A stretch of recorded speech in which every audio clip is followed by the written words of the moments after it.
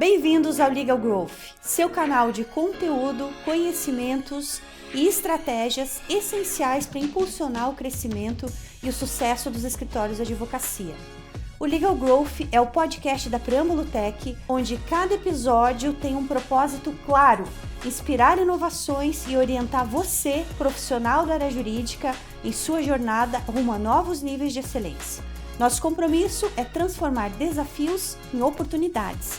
Então, se você busca inovação, eficiência e crescimento sustentável, está no lugar certo. Eu sou Andréia Andreata, administradora pela Fundação de Estudos Sociais do Paraná, MBA em Marketing e Negócios Digitais pela Bee Academy, atuo na Preâmbulo há mais de 10 anos, fui responsável pela estruturação da área comercial, sucesso do cliente e hoje no marketing, que é a minha paixão, sou responsável pelas estratégias de crescimento e marca da Preâmbulo Tech.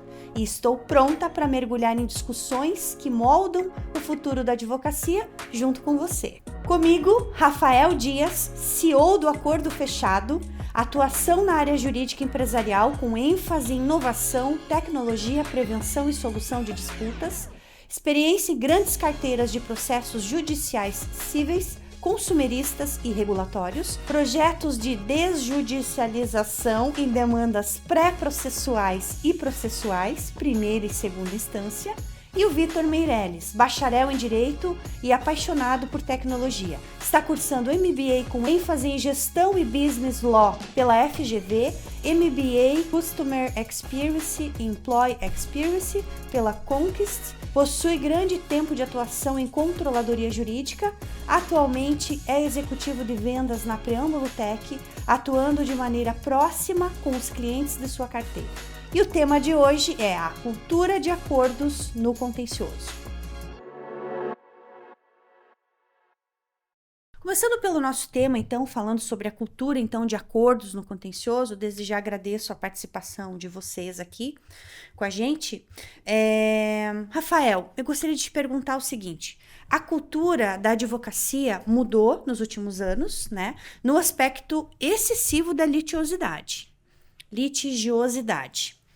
Como implementar essa cultura no time do contencioso? Indo direto para o ponto já, né? Indo para o nosso tema e já pegando você já na primeira pergunta aí, diretamente sobre o tema. Vamos lá, né? A gente está falando de uma mudança de cultura entre a forma como o advogado trabalha, né? Eu sou advogado, atuo há mais de 17 anos nesse mercado. E quando comecei a empreender na área de tecnologia, que a gente começou a mudar a forma de pensar, né? Mindset de como que a advocacia precisava já ter uma transformação, né?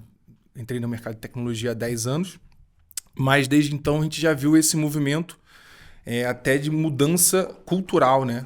do nosso sistema jurídico.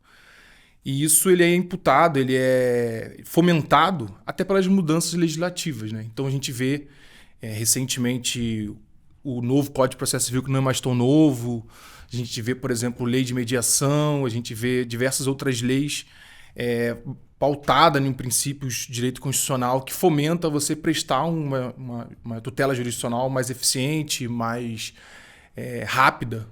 Então a gente começa a perceber que o que mudou essa cultura está relacionado ao problema que o judiciário tem, né? Que é o excesso de demandismo, o excesso de processo. E por que quando a gente fala de mudança de cultura? Porque o advogado antigamente tinha o hábito, tinha como característica ser um bom advogado esse excesso da litigiosidade.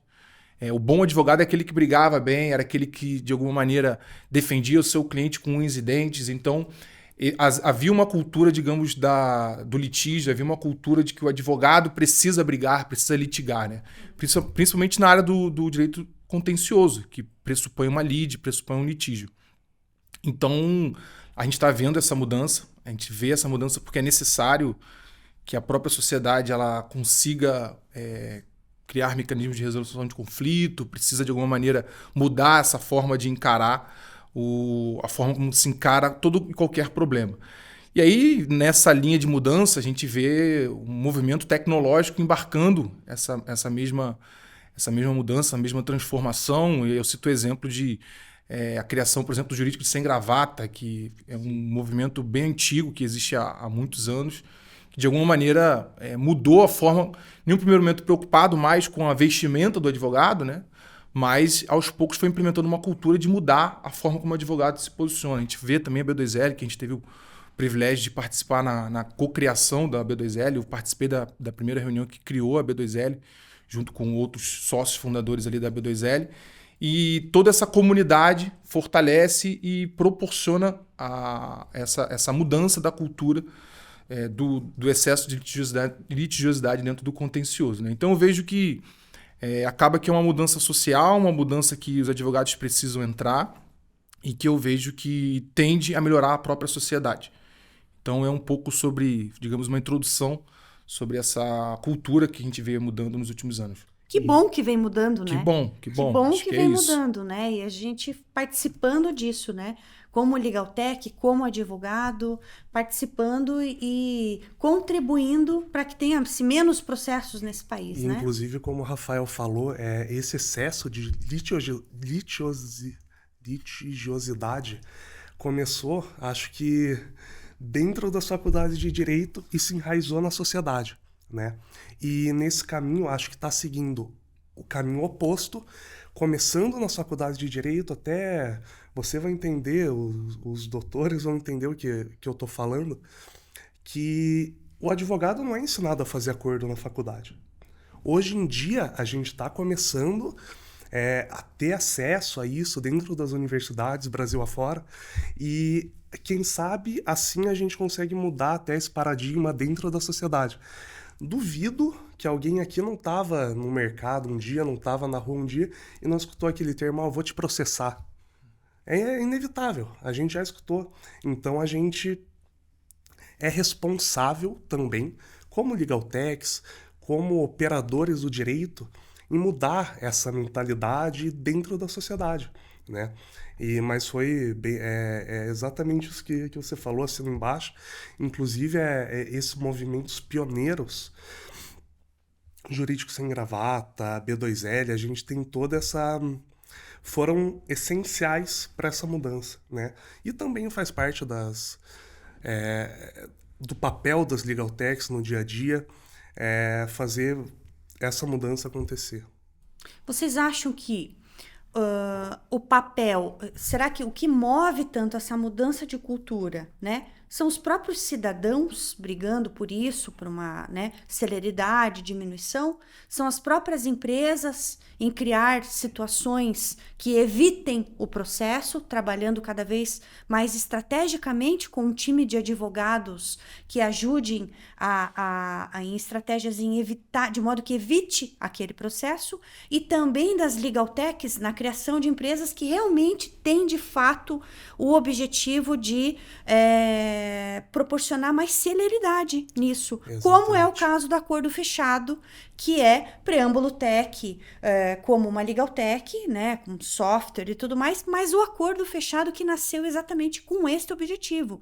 Então, eu acho que faz parte desse movimento, além do B2L, nós estamos nesse movimento, exatamente. Preâmbulo Tech, e principalmente aqui, nesse tema, o Acordo Fechado, essa plataforma que vem justamente para ajudar, né, a diminuir esse número de processos e com um grande ganho aí para os clientes. Vamos conversar um pouco sobre... Vocês concordam com isso? Sim, perfeitamente. Que é justamente esse movimento aí, exatamente. Nós estamos inseridos, né? Uhum. Então... Quais são aí os principais, né, benefícios, ou o que você pensou quando você criou, né, o Acordo Fechado? Além de cumprir com esse propósito, o que mais que vem aí?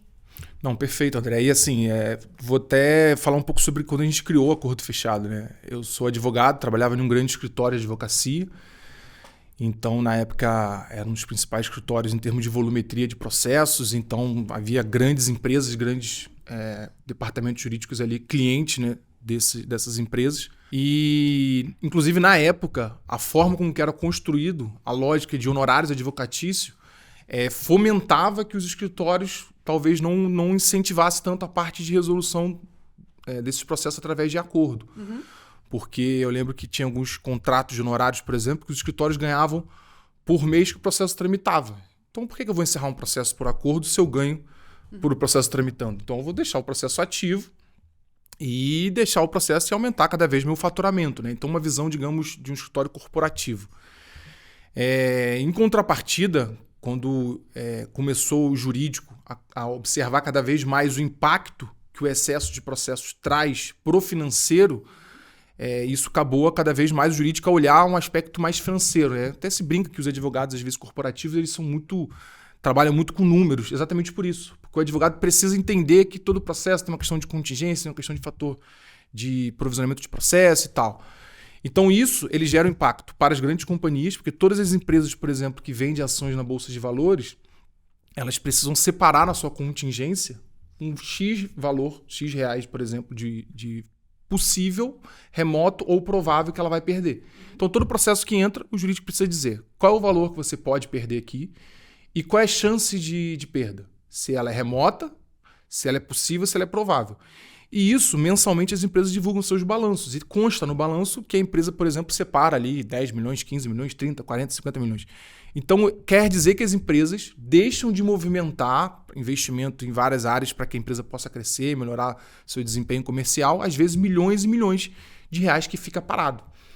E aí começou a se olhar qual o grande problema disso? É o excesso de processo. Isso no fator corporativo, né? No aspecto corporativo. Do outro lado, não existe, digamos, almoço grátis. Né? Se tem muitos processos no país, alguém está pagando essa conta. E quem paga essa conta somos todos nós, contribuintes. Né? Então, por exemplo, eu tenho uma estatística, por exemplo, de 2015, quando eu estava lá na FGV, quando a gente estava construindo um acordo fechado, que cerca de 1,3% do PIB brasileiro era gasto com demandas que representavam o custo do Poder Judiciário. Então, 1,3% do PIB do Brasil separava e ia para o Poder Judiciário, para movimentar toda essa estrutura que tradicionalmente é a estrutura que resolve processos no nosso país. Eu preciso resolver um processo? É o Judiciário. E aí começou, isso traz aspectos econômicos, como eu falei, corporativos péssimo, para o contribuinte péssimo também, e isso diminui o apetite de investimentos no país. Porque quando a gente fala de país que é muito tem um excesso da litigiosidade, diminui até a atração de investimento. E aí começou um movimento no Brasil, após esses dados alarmantes de excesso de processo, de construir um novo Código de Processo Civil, a lei de mediação, fomentando os mecanismos de resolução de conflito. Mediação, conciliação, arbitragem. Então são mecanismos que a lei veio e regulamentou, com base em princípios constitucionais da eficiência processual, da economia processual, da celeridade, para dar agilidade na tramitação de um processo. E aí, quando começou essa discussão na lei de mediação, como a gente estava na FGV, né, eu como advogado ele participava de um grupo de pesquisa de programação para advogados da FGV, a gente falou, está se discutindo muito essa questão da resolução de conflito. Havia um modelo europeu, né, de resolução de conflito online, havia um modelo nos Estados Unidos, via Modria, que é uma empresa construída pelo eBay à época, de fazer esse movimento online. A gente, então acho que a alternativa, a gente estava discutindo tecnologia, dentro da academia jurídica, seria criar um ambiente online para se promover esse movimento de resolução de conflito de forma online. E por que online? Quantas e quantas vezes eu fui para audiências e chegava na audiência, às vezes fazia, X audiências por dia, só para dizer, tem acordo sim ou não, qual o valor, qual a obrigação de fazer, qual é a proposta. Ele falou, cara, esse movimento, se você fizesse de forma online, ele é muito mais eficiente. Ele é muito mais escalável, ele tem uma questão de custo, que você reduz o custo da empresa, reduz o custo do escritório, reduz o custo do judiciário, que não precisa movimentar uma estrutura para fazer esse movimento presencial. Então a gente vê que essa cultura, esse início de mudança de uma cultura, ele traz diversos impactos positivos para todos os personagens envolvidos.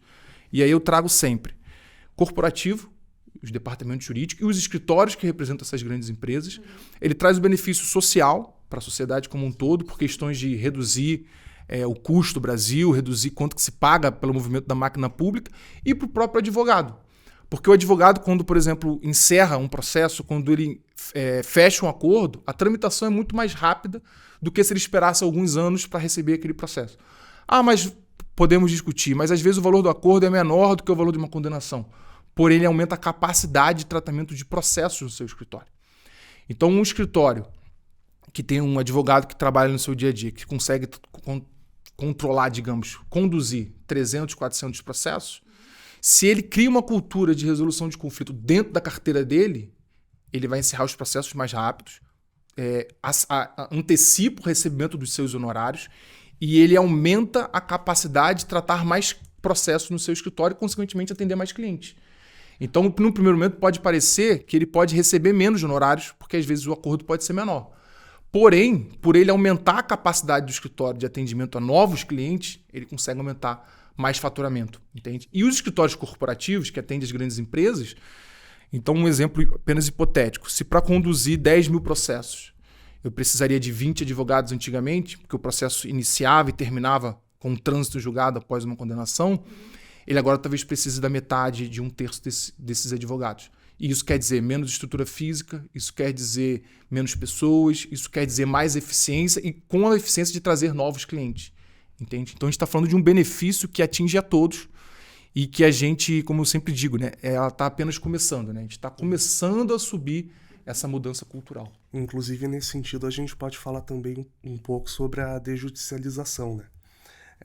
Porque é um movimento, como o Rafael muito bem disse, está começando, mas ele está existindo. Dados do CNJ apontam ali um aumento de 294% de um ano para o outro, logo após a pandemia, ali durante a pandemia, de aumento de acordos. Então a gente tem um aumento muito expressivo nesse sentido. Então a gente vê que a sociedade, esses princípios norteadores do direito, constitucionais, até vou citar também o princípio da igualdade aqui, que quando a gente está falando de acordo, a gente está falando que as partes elas podem conversar. A gente pode, e sem... Lógico, pode existir uma interferência de terceiros ali, mas não é uma decisão, a gente está fugindo daquela litigiosidade, né? Então, acho isso é muito importante atualmente, inclusive daí com a questão tecnológica, né? Aí a gente entra um pouquinho na esfera.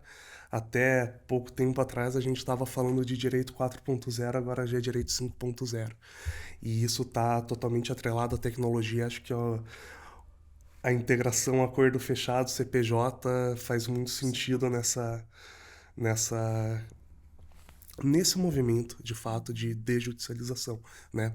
São 2 softwares, por exemplo, que estão muito preparados para essa questão, para acompanhar esse movimento de direito 5.0, de modernização dessa nova cultura organizacional dos escritórios de advocacia também, né?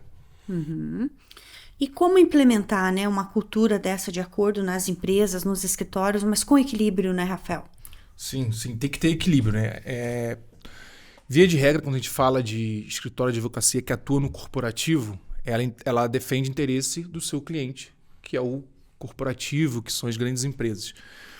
E eu não sou tão velho assim, mas eu já participei de algumas ondas, digamos assim, né? Então, por exemplo, eu lembro quando criou o novo Código de Processo Civil, quando se criou, por exemplo, a lei de mediação, houve um movimento muito grande de cada vez mais fazer acordos. E aí, infelizmente, no nosso país, a gente tem isso foi em 2016, a lei de mediação é de 2015 e o Código de Processo Civil, que não é tão novo como eu disse, de 2016. E a partir desse momento, as empresas falaram, opa, vamos agora cada vez mais ser agressivos com a política de acordo. E aí eu tive o exemplo, por exemplo, de uma telefonia que eu trabalhava e a empresa criou uma política muito agressiva de acordo. E aí, como eu disse, né, no nosso país, às vezes as coisas não funcionam como poderiam funcionar, até por questões éticas, morais, enfim, que envolvem alguns pontos. E aí muitos consumidores, muitos advogados provocaram consumidores, às vezes, criando o que a gente chama de demandas superficiais para fomentar a distribuição de novos processos. Uhum. Então, a gente chama isso de advocacia predatória. Exatamente. Então, o que aconteceu? A empresa tinha uma entrada de, um exemplo hipotético, de 10 mil processos mês. E aí, a empresa, todos os 10 mil processos que entra, 80%, 90% vai para acordo. Os advogados perceberam, o processo encerrava em 1 mês, 2 meses. O que os advogados começaram a fazer junto com essas pessoas que não eram lesadas de fato, né? Começaram a estimular o excesso de processo. Então, você, ao invés de ter 10 mil processos por mês, essas empresas passaram a receber 12, 13, 14, 15, 17, 20. Elas, opa, o que aconteceu? E aí a importância de você ter uma tecnologia no seu negócio, né? Você com tecnologia, análise de dados. Uhum. Primeira coisa, opa, estou metrificando a entrada. Houve envolvimento jurídico com outras áreas da empresa. Houve alguma venda de algum novo serviço, algum produto que gerou esse excesso? Não tem nada novo. Então está acontecendo alguma coisa. Aí fazendo um analytics, né, desses dados, opa, o que está acontecendo? Aí começou a perceber o movimento de determinados grupos de advogados. E aí as empresas, junto com os escritórios de advocacias, começaram a tentar observar esse movimento e perceberam, opa, às vezes eram iniciais quase que idênticas, mudava o número só do protocolo. Aí quando começava a investigar aqueles protocolos, verificava que às vezes os protocolos não existiam. Às vezes verificava que tinha um documento que provava uma pseudo-reclamação, mas na verdade não era uma falsificação. Então aquele movimento inicial de vamos para uma cultura 100% dos acordos começou a ser freada. E aí algumas frearam completamente. Eu cito um exemplo de um banco que na época tinha uma política muito agressiva, freou em 100%. Falou, olha, a partir de agora acabou o acordo. Porque teve um boom de entrada de processos, consequentemente estourou a contingência e aquela estratégia de usar acordo para reduzir contingenciamento, reduzir processos, digamos, o tiro saiu pela culatra. E aí começou a criar o quê? Uma cultura, aí vamos de novo para a cultura, uma cultura do acordo, de resolução de conflito, mas de forma racional. Então, cada caso precisa ser tratado como um caso. Cada caso precisa ser analisado para ver se vale a pena ou não ir para um acordo. É óbvio que a tecnologia permite que você faça isso em maior escala. Mas, no primeiro momento, criou uma forma para criar uma barreira mesmo nesse movimento. Inclusive, muitos escritórios se uniram. Foram, inclusive, na OAB, muitos advogados até hoje. Esse é um movimento muito forte, que vários escritórios que representam essas empresas de banco, telefonia, fizeram junto com a OAB para ir atrás desses advogados, para que eles pudessem, principalmente nas demandas que a gente chama de demandas fraudulentas. E aí, quando a gente fala de advocacia predatória, tem o advogado que cria uma demanda superficial, ou seja, às vezes teve a lesão do direito, mas ele aumenta. Tem um advogado que não tem demanda nenhuma, ele falsifica a procuração, ele cria uma demanda 100% artificial. E tem aquele advogado ali que, de alguma maneira, instiga que a parte entre com uma ação. Então, se classificou esses 3, digamos, tipos de abordagem que os advogados faziam e considerou isso, advocacia predatória. Tá. E aí, para cada caso, uma estratégia. Entende?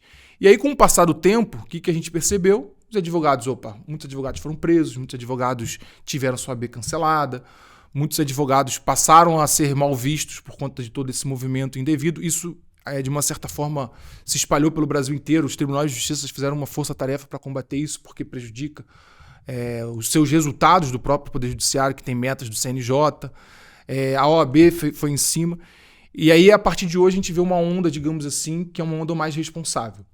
Não 100% de uma cultura de mandar todos os processos para acordo. Então, as empresas criaram sua política de acordo, compartilham com seus parceiros escritórios essa política e, junto com os escritórios, eles fazem uma análise técnica para decidir se pode ou não enviar um caso para acordo. Talvez até mais humanizada, né, Rafael? Sim. Bem humanizada. Agora, inclusive, tem algumas ferramentas de jurimetria que dá essa facilidade de você fazer análise humanizada, mas sempre pautado com indicadores, né? Então, exatamente, comparando esse mesmo processo, mesmo assunto, mesma comarca, você tem uma estatística probabilística de perder de 90%.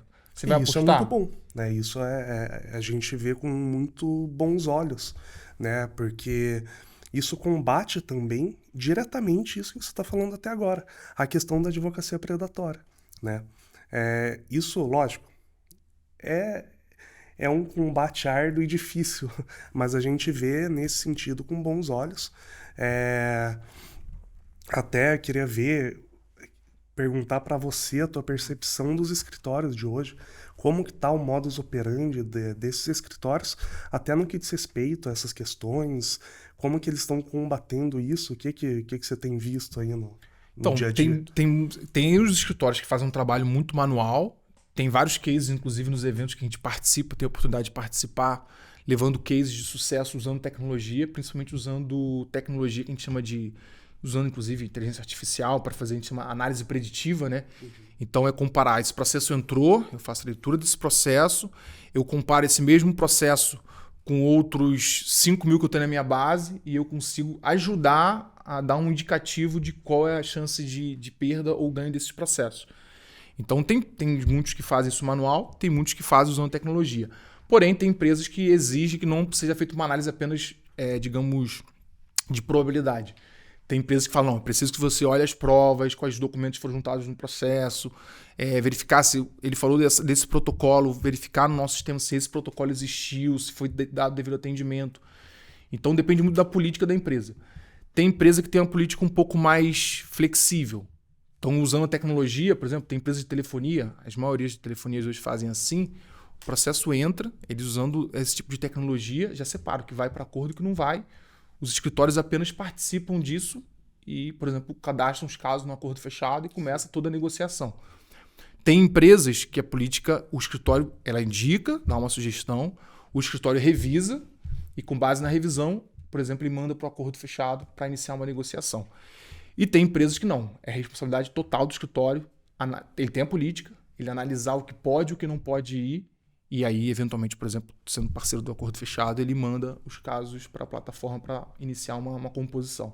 Entendeu? Então, tem cada escritório, de acordo com a política das empresas, estabelece ali uma estratégia, entendeu? E o que você...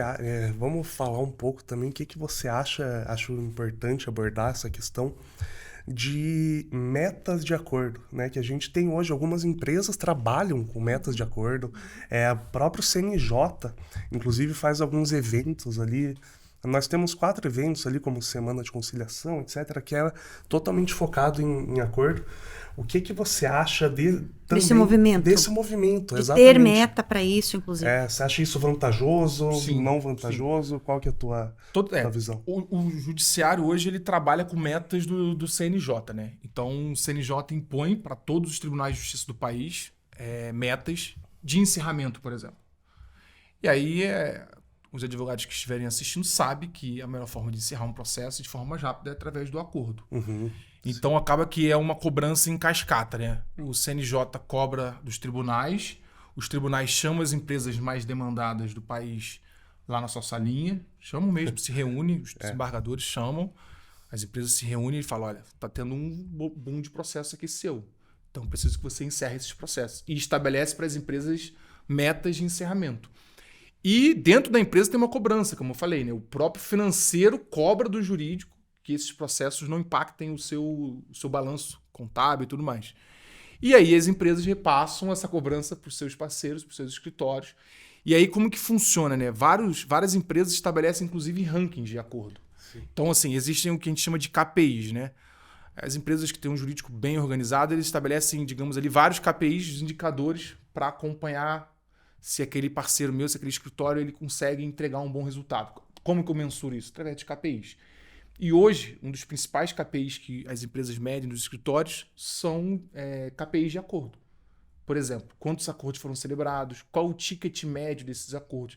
Então, quanto mais acordos o escritório fecha e quanto menor é o ticket médio, às vezes aquilo ali tem um peso X para perceber se o meu escritório pode ficar em primeiro lugar nesse ranking que existe comparando com outros escritórios. Então, tem vários escritórios que participam desse ranking. E se você não ficar bem ranqueado, você sofre o risco de que a gente chama de ser descredenciado, né? Então é perder o contrato. Sim. Então a gente percebe que é uma meta que vem, digamos, de cima para baixo, e a forma de acompanhar e controlar isso são esses KPIs, são esses indicadores. Então, digamos que não tem alternativa. Hoje os escritórios que atuam no mercado corporativo e que atuam para grandes empresas, eles precisam se enquadrar nessa cultura.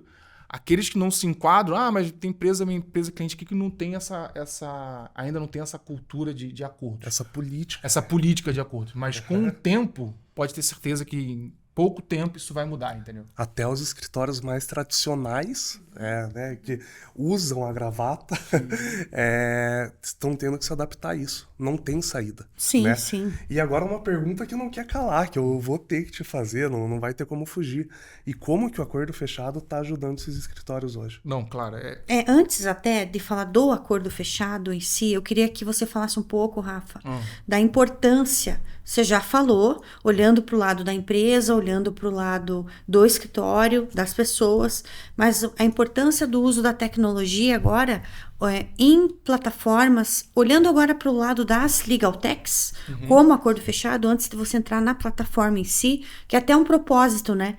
trabalhar e promover, acho que uma ferramenta, a tecnologia, através da ferramenta que proporcione, inclusive, isso, já é um propósito, né? Então, isso já é bem legal. Mas eu queria que você desse um olhar um pouco mais amplo do uso da tecnologia. Você falou jurimetria, né? O que mais, assim, que você... Os próprios softwares de gestão, como o CPJ e outros softwares, né? De ter essas informações dentro do sistema bem cadastradas, que isso vai ajudar também a mostrar tendências, perfis e, né? Então faz um recorte antes da tecnologia para depois a gente entrar no acordo fechado. Tá. Primeiro, assim, a tecnologia ela está à disposição para servir, né? Por exemplo, um escritório de advocacia, um departamento jurídico. Como que é importante a tecnologia servir, mas antes da tecnologia é importante sempre pensar em processos, em pessoas, e a tecnologia, quando ela é implementada seguindo processos, seguindo a capacitação das pessoas que estão envolvidas e engajada para que aquilo dê certo, vai funcionar. E aí entra no ponto que você disse, né? As, digamos, múltiplas tecnologias que estão ao nosso dispor para você usá-las e você conseguir trazer cada vez mais eficiência, cada vez fazer com que o advogado faça o que é essencial da advocacia, advogar. Então eu vejo que a tecnologia, e eu sempre falo isso, ela é extremamente aliada do advogado. Então ela pode contribuir com gestão. E, cara, hoje um escritório de advocacia que não tem um bom software jurídico, um software jurídico que é eficiente, um software jurídico que consiga dar ganho de produtividade para aquela operação, com workflow, com integrações com outras soluções que você não precisa sair de um lugar para outro. Então isso, às vezes, pode parecer minutos que você economiza ali, mas em escala você está falando de um ganho de produtividade muito grande. Como eu falei, eu senti a dor do outro lado, né? Eu fui advogado de um grande escritório e, cara, o advogado detesta ter que entrar no software jurídico, lançar uma informação e o software ficar ali pensando, salva e depois volta para um outro lugar, lança outra informação. Então tem que ser eficiente, tem que ser rápido, tem que lançar uma informação e ter uma inteligência que consiga desencadear várias ações. Então, hoje, passo, digamos ali, e essencial para estruturar um grande escritório é você ter, sim, um bom software jurídico, como, por exemplo, é o CPJ, que é, sem sombra de dúvidas, uma principal referência no país em termos de eficiência, em termos de grande produtividade, em termos de proporcionar ao escritório a possibilidade dele crescer de forma escalável no seu negócio, com seus clientes. E aí a gente trouxe o acordo fechado, né, a Preâmbulo, sócia do acordo fechado, né, sócia controladora hoje do acordo fechado, para trazer mais benefícios para os clientes Preâmbulo, né? Então, se a gente está falando de uma mudança de cultura, se a gente está vendo o movimento das empresas cada vez mais cobrando os escritórios para se ter uma cultura de acordo. Então, o CPJ, ao comprar o acordo fechado, ao ter a sociedade com acordo fechado, está mostrando para os seus clientes o quê? Essa cultura que você está vivendo aí no seu dia a dia é o que a gente quer te ajudar a implementar.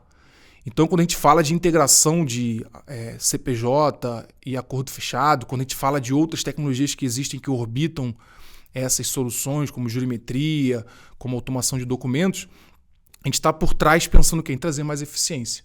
Então, por exemplo, falando um pouco sobre essa parte da integração, né? É você facilitar os processos que a gente falou dentro de uma cultura de acordos. O que é apto, você poder enviar um caso apto para acordo dentro do CPJ. Você pode enviar, por exemplo, algo que eu acho fantástico na integração, você pode enviar um caso. O advogado recebeu um processo, fez análise do processo. Putz, esse processo aqui tem que mandar para acordo. Um botão, clicou, manda para acordo fechado. Não precisa pegar o nome do advogado, pegar o contato, não precisa nada disso. Mandou, disse qual é a política, já vai para o acordo fechado. Daí o que acontece no acordo fechado, então? E aí a plataforma... Para quem está assistindo a gente, né? Agora entender... Porque a gente fala de fechar acordos, né? Mas aí a gente está falando da plataforma acordo fechado agora. E aí como é que funciona, né? O CPJ, eu mandei um caso para acordo fechado. Chegou no acordo fechado, eu digo que o acordo fechado ele resolve, digamos, alguns problemas. Gestão, mas eu vou falar especificamente da parte de automação. Subiu um caso na plataforma pelo CPJ, por exemplo, a plataforma captura o nome do advogado da outra parte automaticamente. A gente tem hoje uma base de mais de 350 mil advogados que usam a plataforma, então tem os contatos de muitos advogados, aqueles que não têm a gente captura. Então, praticamente no máximo 15 minutos, um escritório pode subir uma base de 1.000 processos, 5.000 processos, em 15 minutos eu coloco 90% da sua base já em negociação. Então a plataforma automaticamente começa todo o impulsionamento da negociação. E aí é engraçado que o cliente às vezes sobe a carteira e aí você está numa reunião, num treinamento, e aí o cliente está atualizando o dashboard, já tem lá 2, 3, 4, 5, 6, 10, e os acordos estão acontecendo. As contrapropostas estão acontecendo. Por quê? Porque é um ambiente 100% online. É um ambiente que vai funcionar 24 horas por dia, 7 dias por semana. Então, quando você starta uma campanha, digamos assim, de acordos, você disponibiliza um ambiente que está online a qualquer momento. Então eu costumo brincar, né? Mandou o advogado lá, o escritório, subiu uma base de 500 processos, tava fazendo serão. 7 horas da noite ali, subiu uma base. E o cara foi para casa. No dia seguinte, o cara chegou no escritório cedo, 7 horas da manhã, ligou ali a plataforma, ligou o CPJ, tá lá. 30 acordos, 40 acordos, o que aconteceu? São os advogados de madrugada, os advogados da outra parte, recebem a proposta pelo WhatsApp, recebem a proposta pelo e-mail. E como é um ambiente online disponível a qualquer hora, por ali ele consegue fazer a negociação dentro dos parâmetros. Mas só para eles entenderem, uma vez que vá para a plataforma do CPJ, por exemplo, né?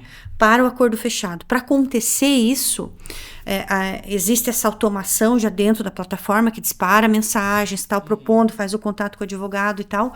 Mas o time do escritório, então, ele não precisa participar até certo ponto. Acordo fechado tem time que também entra, advogados que estão fora, por isso que a gente chama de online, que também estão atuando nisso, por isso que ele chega no outro dia e tem 30 acordos já feitos. Perfeito. Ou existem as duas modalidades para o escritório de advocacia que tem interesse, por exemplo, em adotar a plataforma acordo fechado. Meu time vai usar a plataforma ou eu posso contratar tudo com acordo fechado? Ótima pergunta. A gente tem o que a gente chama de 2 modelos de negócios, né? Eu tenho um modelo de negócio que o escritório pode operar a plataforma 100% com o seu time interno. Uhum. Ou ele pode querer, caso ele queira uma campanha, ou enfim, ele não tenha um time, ele pode contratar também, ter um time de conciliadores treinados, de advogados especializados no assunto, tem toda a técnica negocial, que já vive essa cultura da pacificação. Tá. Então eu tenho esses 2 modelos. Mas nos 2 modelos, a proposta de valor do acordo fechado é simplificar as tratativas das negociações naquele processo. Então mesmo no modelo que o escritório usa seu time interno, como eu disse no meu exemplo, o advogado chegou no dia seguinte, já tem 30 acordos. Uhum. Então, a plataforma tem 30 acordos. Aí, Porque nesse caso, desculpa, só para não perder aqui o raciocínio, nem o time dele atuou e nem o time de advogados. Exatamente. É a automação que já existe ali dentro, que dispara o WhatsApp ou dispara, enfim, mensagem, e-mail, e vai propondo e vai seguindo alguns caminhos ali que já vão acontecendo os acordos. Exatamente. Sensacional. E assim, a gente, hoje, por exemplo, a gente é parceiro da Meta, que é a dona do Facebook, que é a dona do WhatsApp. Uhum. Então a gente tem ali uma possibilidade de disparo até 100 mil mensagens por dia do WhatsApp. Tá. Então, quando a gente manda uma proposta de acordo, por exemplo, eu vou te mandar uma proposta às 7h30 da noite, como eu disse no meu exemplo. Uhum. Se a advogada tá lá assistindo uma série da Netflix em casa, proposta de acordo, depois essa proposta não me interessa, mas vou recusar. Recusei, previamente já tem configurado a possibilidade de majorar ou não. Só que, obviamente, não vou majorar naquela hora, senão o advogado vai perceber que tá viciado, né? Mas no dia seguinte, por exemplo, a plataforma pode majorar aquela proposta pelo WhatsApp sem passar pela mão do advogado novamente. Uhum. Então a plataforma tem vários gatilhos para reduzir o esforço do advogado. Só vai para o advogado, por exemplo, caso tenha uma contraproposta acima da alçada previamente liberada. Então, ou seja, a proposta da plataforma é reduzir o trabalho do advogado. Digamos que o advogado aceitou. Na minha forma de contar aqui, digamos que o advogado estava lá vendo a série, recebeu uma proposta pelo WhatsApp, aceitou a proposta. Se a gente tem 2 fluxos, a plataforma pode já fazer a minuta de acordo com base no modelo do cliente, logo do escritório, todo o modelo daquela minuta. Eu posso já mandar imediatamente para aquele advogado que acabou de aceitar a minuta e ele pode assinar essa minuta também pelo celular, eletronicamente. Se ele assinou eletronicamente, assinou, automaticamente eu notifico o cliente para esse advogado. Se ele estiver online, digamos que ele ainda não foi embora do escritório, se ele estiver online ainda, ele também pode clicar no link que ele recebe por e-mail, ou que fica dentro do caso. Assina eletronicamente, eu tenho integração com os tribunais, a gente pode fazer o protocolo. Ele assina eletronicamente, eu me conecto com o certificado e faço o protocolo. Então a gente está falando de um fluxo ali que pode durar minutos. Que ele pode subir uma base, enquanto ele estava fazendo outra coisa, e caramba, aceitou esse acordo, recebi o link, assinou, fez o protocolo. Em um horário, digamos, até não comercial. Entende? Então a proposta do acordo fechado é automatizar toda a esteira de negociação. Captura do nome do advogado, captura de contato, envio de e-mail, envio de WhatsApp, tratativas dessas devolutivas usando inteligência artificial, das respostas de e-mail, WhatsApp, confecção das minutas, assinatura eletrônica e, por fim, o protocolo. Automatiza. Isso para os escritórios e para as empresas também? Sim. Atua nas duas frentes? Sim, a gente hoje tem várias empresas, clientes do Acordo Fechado, vários departamentos jurídicos e também escritórios. Então a gente atua por duas frentes. É óbvio que para escritório tem um modelo um pouco mais enxuto, mais simples. Normalmente as empresas às vezes pedem que se capture o processo na distribuição, às vezes que faça cadastro no seu software e aí depois faz uma análise do que vai para acordo ou não. Tem uma mudançazinha na esteira de trabalho, mas o modelo da negociação ele é bem parecido. Essa automação, né? E como eu falei, essa é a automação, né? Digamos, como automatizar. Mas a gente, quando fala de automação, às vezes tem muito advogado que tem um preconceito. Vai automatizar minha negociação e aí engessa um pouco o meu modelo de trabalho. E eu sempre friso. Cada caso na plataforma é um caso. Eu posso subir 1000 processos na plataforma e cada caso vai ter um valor, cada caso vai ter uma obrigação de fazer, cada caso vai ter uma cláusula. Então pode ser um acordo que envolve a exclusão de uma outra empresa do polo passivo. Então cada caso ele pode ser customizável. Se eu cadastro 1000 processos, cada um pode ser com uma particularidade. Eu posso estar falando com 1000 advogados simultâneos e ao fechar o acordo podem ser 1000 minutas diferentes, entende? Então, por mais que se use um modelo escalável, usando tecnologia que se automatize, a gente preservou a particularidade de cada caso, entende? Então é isso que dá, digamos ali, a escalabilidade, porém sem perder o que é imprescindível, que é eu fechar um bom acordo, entende? Então, por exemplo, não adianta nada eu subiu 1000 casos, eu fecho 100 acordos, e aí esse advogado que chega no dia seguinte, ele tem que fazer todas as minutas na mão. Não.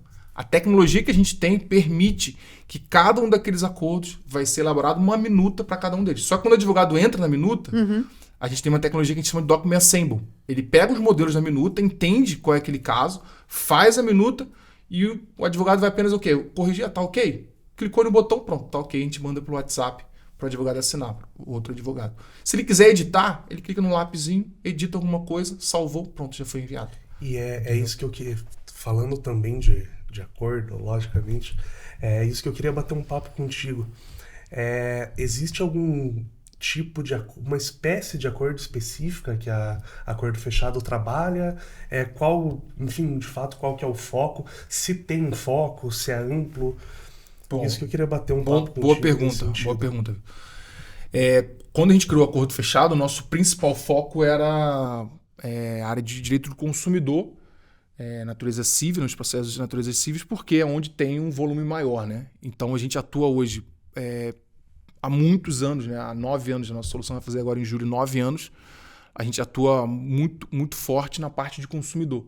Eu sou formado na área de direito civil, sou pós-graduado nessa área, meu sócio também é dessa área, veio do departamento jurídico de uma empresa que trabalhava na área civil. Então a gente construiu a plataforma principalmente para os escritórios e empresas que estão no polo passivo, né? Tá? Então, via de regra, a gente construiu para essa pegada e via de regra para processos de natureza civil, onde tem maior volume de consumidor. Mas, de uns anos para cá, praticamente de uns 2 anos para cá, a gente foi muito procurado pelos nossos parceiros que usavam na área civil e queriam ampliar para a área trabalhista, queriam ampliar para outras áreas internas. Nesse ponto que eu queria chegar. E aí, o que acontece? A gente falou assim, como eu falo, como é importante você não ter cliente, né? Você ter parceiro, né? Então, a gente tem verdadeiros parceiros, né? Então, a gente tem clientes nossos que existem desde que o Acordo Fechado. Vários clientes desde que o Acordo Fechado existe são clientes nossos. E aí, a gente foi bem transparente. Falou, olha, gente, vamos fazer isso a 4 mãos. Vamos construir isso juntos, né? Então, a gente escolheu a dedo alguns parceiros e a gente foi testando, principalmente na esfera trabalhista. E aí, após alguns feedbacks, a gente montou um time de produto só para colher esses feedbacks e para implementar, para fazer... A gente tem um time de UX que é User Experience, né? Que é a experiência do usuário, User Interface. Então, só para colher o feedback de como construir uma interface amigável, de como entender na esfera trabalhista o que é importante ter ou não ter. E aí a gente começou a implementar essas melhorias. A gente tem um cliente agora, que inclusive também é cliente da Preâmbulo, que é um grande escritório, referência a nível nacional na esfera trabalhista, que está usando já há mais de um ano a plataforma, inclusive para a esfera trabalhista. E assim, o feedback que eles dão é excelente. Entendi. Até porque, antes da reforma trabalhista, essa prática da advocacia predatória na área trabalhista era muito presente. Muito. E após a reforma, nós temos dados que a possibilidade de acordos, o número de acordos cresceu expressivamente. Por isso que eu perguntei um pouco dessa questão. Se é amplo a atuação do acordo fechado nesse sentido, ou se estava limitado. Mas isso é sensacional porque, como eu falei, esses dados que nós temos de aumento de acordos na área trabalhista também é bem significativa, né? E na esfera trabalhista, historicamente, sempre foi das justiças que existem. Se você abrir lá os dados da justiça em números, a justiça que mais fecha acordo é a trabalhista. Porém, sempre existiu uma cultura, volta à cultura, né, de que os acordos precisam ser celebrados na presença do juiz. Porque a justiça trabalhista, historicamente, ela sempre foi muito pró, que a gente chama de reclamante, né? Que está ali do lado enfim, quem foi lesado. E o juiz sempre se posicionou de forma muito ativa, até saindo da imparcialidade, né? Muito ativa pró-reclamante. Então os acordos acabavam sendo celebrados em audiência, porque o juiz fomentava aquele movimento, né? E aí, enfim, veio a pandemia. O que a pandemia fez? A única coisa acho que a pandemia teve de bom foi essa questão de transformar ambientes físicos em ambientes online. E aí os processos ficaram represados, audiências online, mas mesmo assim muitas audiências, e aí começou a ter um movimento de tentar acordos em ambientes online. E aí a gente começou a testar e viu que funcionava. Os escritórios começaram a testar, as empresas começaram a funcionar e viram que dava certo. Existem algumas particularidades, as minutas de acordo, o pagamento tem um pagamento bruto, tem a questão da liquidação do valor. É necessário, sempre quando vai fazer a liquidação do pagamento daquele acordo, que se tenha um cálculo, às vezes os cálculos são complexos, envolve a participação de um contador. Então, por exemplo, já está no roadmap da nossa plataforma uma melhoria que consegue, por dentro da plataforma, facilitar para que um contador elabore os cálculos por dentro da plataforma. Aquele cálculo, a gente, antes de mandar a minuta para o advogado do reclamante, eu mando o cálculo para o advogado do reclamante. Se ele concordar, vai para a etapa de validação. O escritório interno valida a minuta com base no cálculo. A plataforma pega a minuta, anexa o cálculo e aí manda só para outra parte assinar eletronicamente. Então a gente já criou um fluxo para que antes da formalização desse acordo trabalhista, entre a possibilidade de um contador entrar na plataforma, elaborar o cálculo, eu submeto para o advogado do reclamante, ele dá o ok, eu anexo isso na petição do acordo, as partes assinam eletronicamente, protocolizado no tribunal. Então, assim, é um movimento que visa, realmente, como eu falei, né? Isso, você fechando acordos trabalhistas, por exemplo, tem um cliente lá nosso que ele tem processos que tramitam no interior de um estado, por exemplo, no interior do Piauí. E aí, cada audiência dessa lá no interior do Piauí, a empresa precisa mandar um preposto. E vai junto um advogado junto. Então, o custo é muito alto. O preposto da empresa vai viajar para se deslocar, a hospedagem, a alimentação. Então, olha o custo. Se você cria um ambiente online para isso, você está falando de reduzir custos assim, a níveis estratosféricos. Muito, entendeu? muito. Nesse sentido, também, o próprio reclamante, o deslocamento Sem dele. dúvida. É isso que a gente diz, o princípio da igualdade. Sim. Né? Então, essa possibilidade é... Sim. E a gente já está caminhando para os minutos finais aí do nosso podcast. Eu queria saber de vocês, né? O uso da inteligência artificial, né? Pode gerar um resultado disruptivo na resolução dos conflitos, na tua opinião, Rafael? E depois quero te ouvir também. Claro, André. A gente, inclusive, tem usado a inteligência artificial. A gente usa... Eu digo que as ferramentas tecnológicas, elas estão dentro do acordo fechado. Então, dentro do acordo fechado eu tenho WhatsApp, dentro do acordo fechado eu tenho RPA, dentro do acordo fechado eu tenho Analytics, dentro do acordo fechado eu tenho APIs, dentro do acordo fechado eu tenho automação, dentro do acordo fechado eu tenho assinatura eletrônica de documentos e tenho a inteligência artificial. E aí, quando a gente fala em inteligência artificial, né, principalmente essa inteligência artificial generativa, né, que é essa nova aí que bombou com a OpenAI, com o ChatGPT, enfim. A gente usa, por exemplo, para o processo ele entra, a gente consegue com inteligência artificial ler a inicial e fazer um resumo daquele processo. Para ajudar o negociador a negociar, por exemplo. Para pegar informações relevantes, por exemplo, como o nome do advogado. Para pegar informações, por exemplo, quais são os pedidos desse processo. Então, isso facilita para, eventualmente, cadastro, que o escritório queira. E isso facilita para o negociador saber o que ele vai negociar, ao invés de ter que ler 10, 15 páginas. Então você consegue ali, em 2 parágrafos, ter uma síntese e saber o que eu preciso usar de argumento para negociar naquele processo. Outra forma de usar a IA dentro do acordo fechado, e que a gente está acreditando muito, é a parte de cálculos. Então, por exemplo, via de regra hoje, todas as empresas têm política de acordo em processos sentenciados. Então, se um processo foi sentenciado, a empresa foi condenada a pagar R$2.000, a empresa, com juros e correção monetária, digamos que vai dar 2.200. A empresa, vamos tentar fechar um acordo no valor de 2.000. E isso faz com que todas as empresas tenham que tentar acordo em todos os casos sentenciados. E às vezes os escritórios não têm braço para isso. Então, a gente usando a inteligência artificial, a gente consegue ler a sentença, entender, primeiro, qual foi o valor do dano moral, qual foi o valor do dano material. Se tem dano material, é um dano material de um pagamento único ou não, tem outras parcelas. Então, usando a inteligência artificial, a gente consegue entender qual foi a condenação, qual é o dispositivo, o que condenou a empresa e ajudar uma pessoa a fazer o cálculo. Por exemplo, quando só tem dano moral, a gente consegue ajudar em até 80% a 90% do tempo para uma pessoa fazer a conta, o cálculo daquele valor. Então a gente está falando de uma economia de tempo gigantesca. Dano material, quando tem muitas parcelas, a gente está falando de 30% a 40%, mas ainda assim ajuda muito. E aí qual é a ideia? Você conseguir, ao invés de fui condenado em 200 processos, só conseguir subir no acordo fechado 10, 30, porque não tem pessoas para fazer conta, cálculo. Você, com o acordo fechado com essa tecnologia, se você foi condenado em 200 processos, você vai conseguir subir os 200.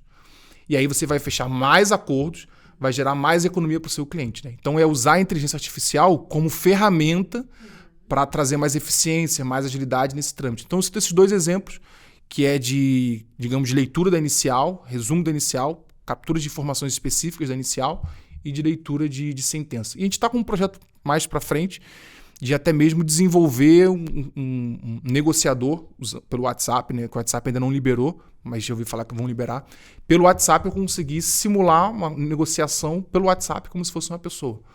Então a gente está só esperando a API oficial do WhatsApp disponibilizar isso para a gente conseguir também ter essa novidade aí. Super legal, hein? Mas atualmente é uma ferramenta essencial para a otimização da operação, né? Isso, inclusive, no CPJ-3C.